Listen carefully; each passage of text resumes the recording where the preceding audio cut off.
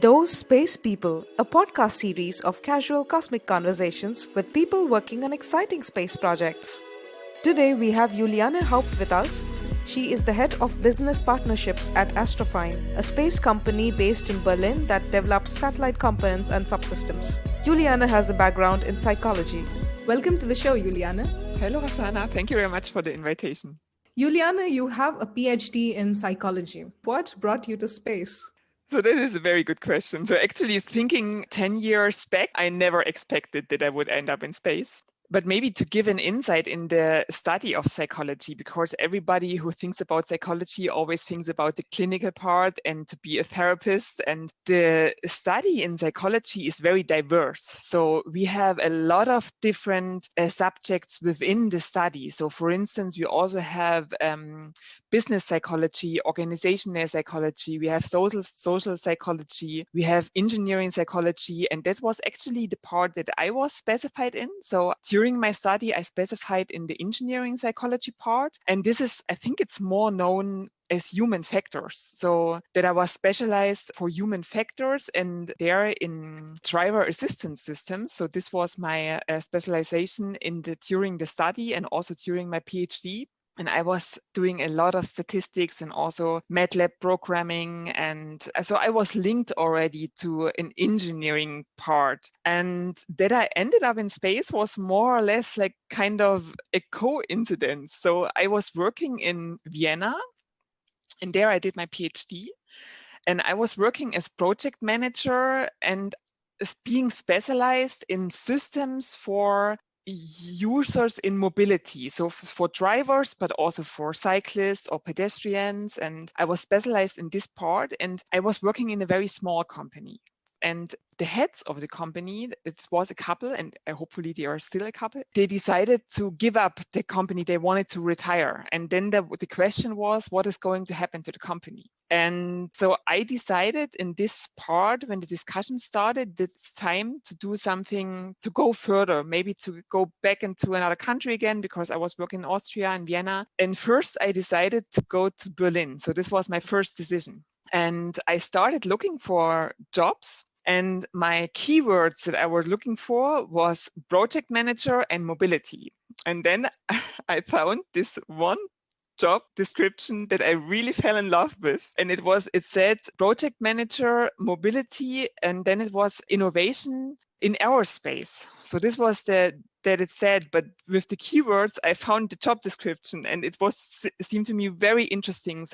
And it was actually for an engineer. So they were looking for an engineer. And I read the job description and I thought it would be really cool to do that. So the responsibility was to take care of all the research institutes and companies that are active here in Berlin and in Brandenburg, which is the area around Berlin, so in the German capital region, and to support them in their projects and in their economical questions and in funding questions, and also from content-wise, so what are innovative solutions to push them and also to the networking. So this was the job description. And then I applied for the job, and actually I didn't really believe in that I would get it because they asked for an engineer, but then it went very quickly. So I was invited for the job interview, and so I drove to Berlin, and I had this first job interview, and then I had the second and the third, and then I got the job, and I ended up being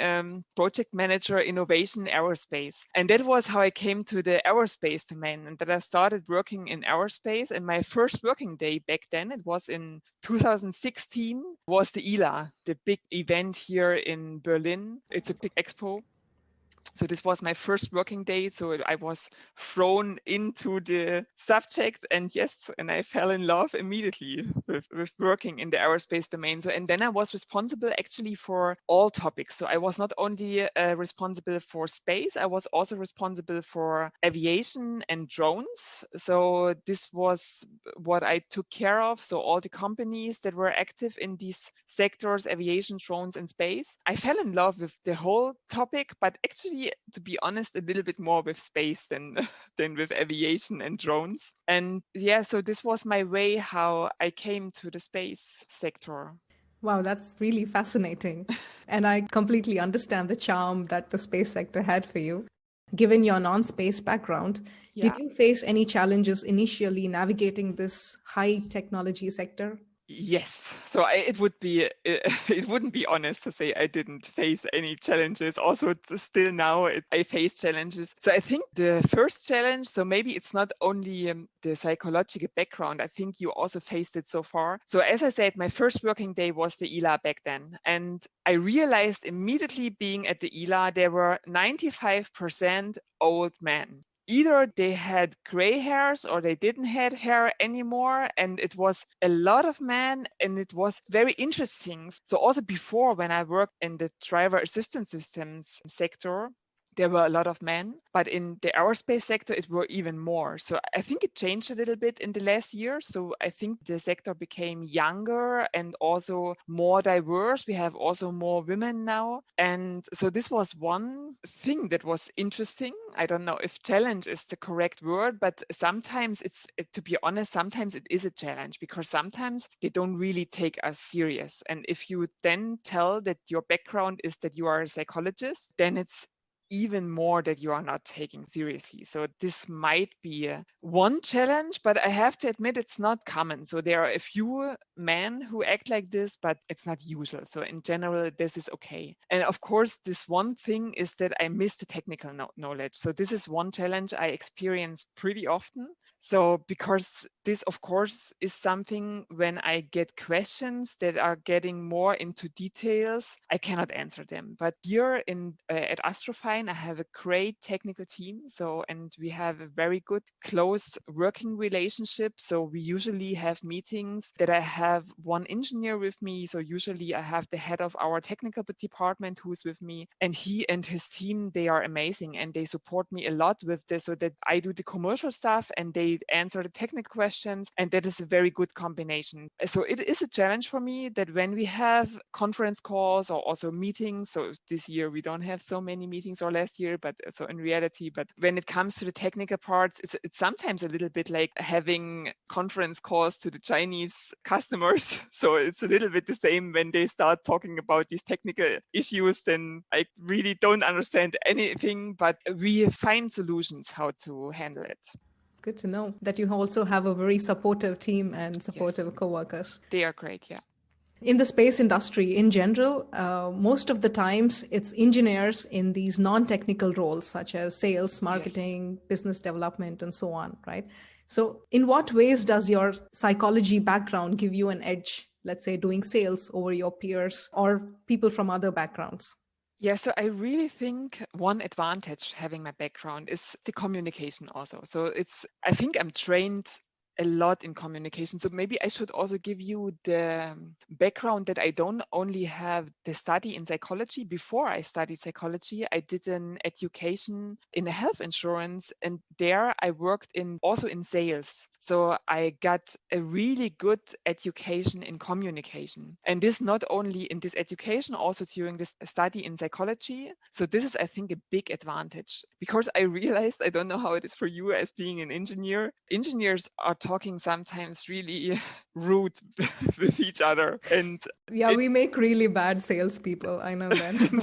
no, I wouldn't say that you make bad salespeople, because you are very, very good in communication, for instance. And we have our head of the technical department. He's amazing and also communication, but it would be a pity if he would only do sales. So he is also very good in doing the technical part. So I wouldn't say it's for all, but I think it's, of course, an advantage for the communication. But I also would say something that is, I think, good. I'm not sure how, maybe I should ask our customers how they perceive it. So for me, it's always very important to ask for the needs of the customer and to listen to them and to listen to them. So what do you need? What do you like? What do you don't like? So what can we do for you? And to find a solution that is fitting for the customer and to act very customer oriented. And also for the networking part, I think it's good good to have the background. I think I was also doing a lot of networking before I did my study in psychology, but also I think it can be an advantage. And I think I hope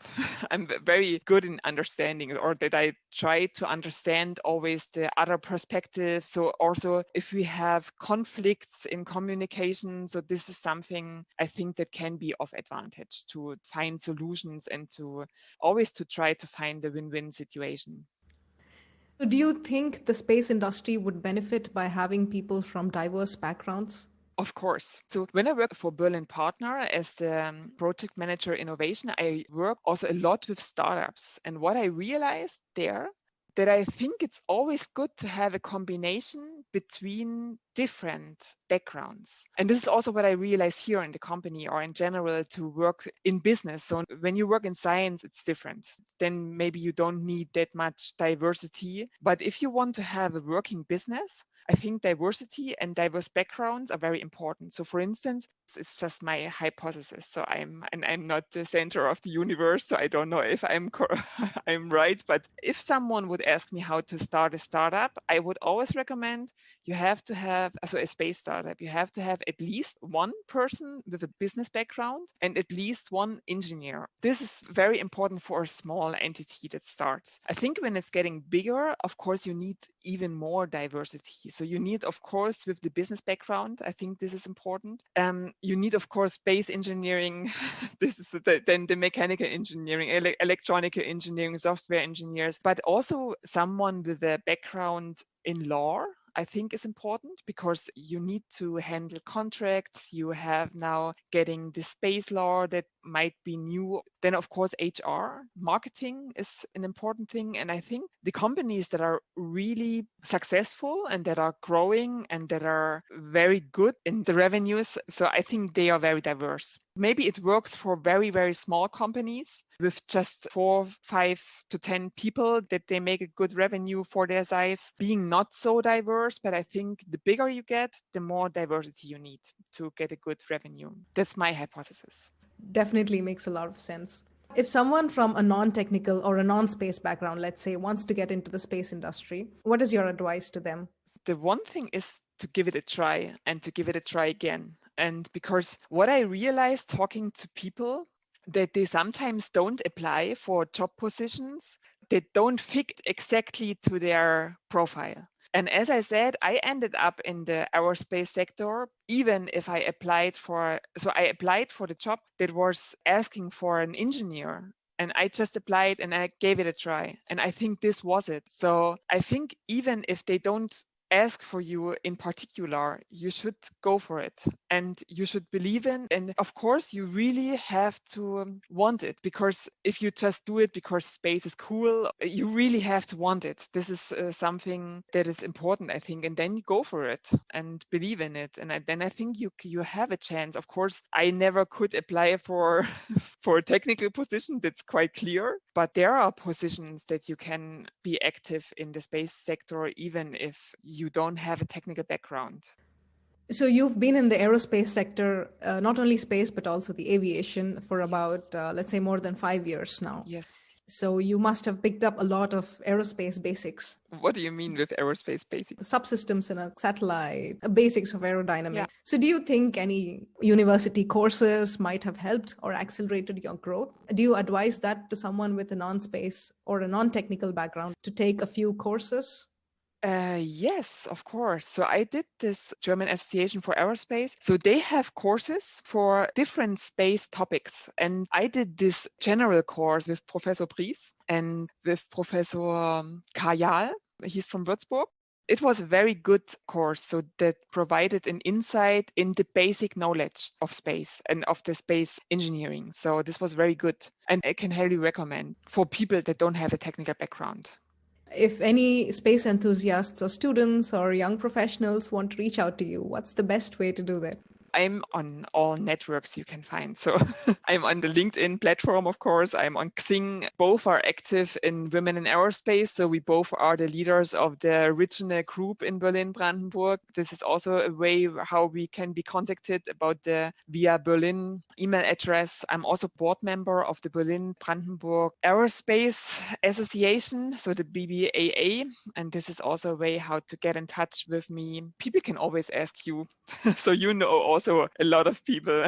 Certainly. Space is a very small community. It's both. I think it's small, but also big. It's always very impressive how many people work there. That's true, in a paradoxical kind of way. You've proven, for instance, that someone from psychology can also carve out a career in aerospace. Can you list out a few unexpected professions? So we have also here in our company people with having background in education. So this is maybe also unexpected. I think she also never expected that she would end up in a space company. So this is possible. So this is something unexpected. But I think in general, I think in a big company, you need, as I said before, very diverse backgrounds. So maybe it's not as unexpected as it is in reality. So if you start your study in business, maybe you don't expect that you would end up in space, but you need people with business background and you need people with HR background and lawyer and so on. So this is something that might be unexpected when you start your study, but it's not really unexpected for a working company that you need people with this background. So it's a difficult question to answer, I think, because diversity is important to be